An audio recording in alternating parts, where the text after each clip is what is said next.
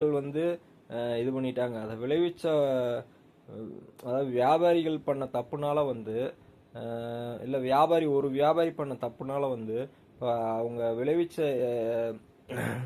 தர்பூசணி விளைவிச்ச விவசாயிகள் எல்லாமே மாட்டிக்கிட்டாங்க.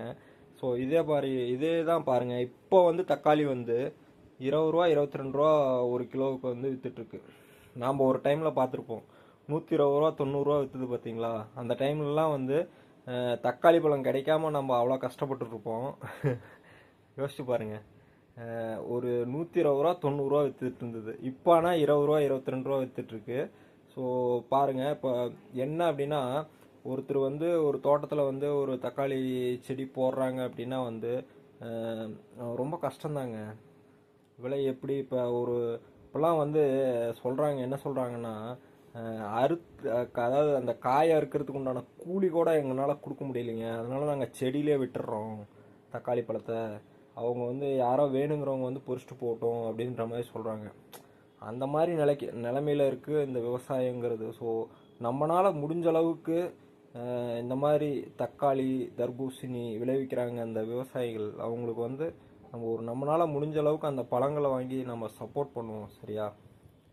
அவங்க இதில் வந்து எந்த இடத்துலையும் எந்த விஷயத்துலையும் தப்பு இல்லைன்னு நான் வந்து நினைக்கிறேன். ஸோ அதனால் வந்து நான் வந்து உங்கள்கிட்ட கேட்டுக்கிறது என்னென்னா, விஜய் சொன்ன மாதிரி தான், ஐயா விஜய் சொன்ன மாதிரி தான்.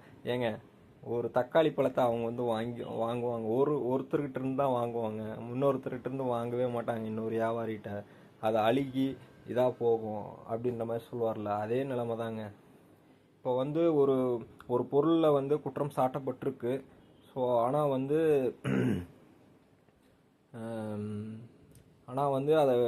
அதனால வந்து எல்லாருமே அப்படிதான் அப்படின்ற மாதிரி நம்ம சொல்ல முடியாது. ஸோ அதனால் வந்து நம்ம முடிஞ்ச அளவுக்கு நம்ம ஃபார்மர்ஸை நம்ம சப்போர்ட் பண்ணுவோம். சரியா? ஏன்னா அவங்கனால தான் வந்து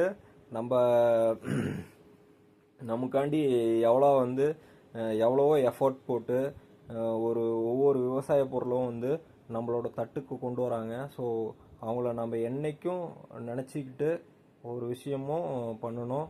ஒவ்வொரு தடவையும் உணவு வந்து வேஸ்ட் பண்ணாதீங்க. முடிஞ்ச அளவுக்கு அதை வேஸ்ட் பண்ணாமல் சாப்பிட்றதுக்கு பாருங்கள். ஸோ அது வந்து ரொம்ப கஷ்டப்பட்டு செய்கிற ஒரு விஷயம்.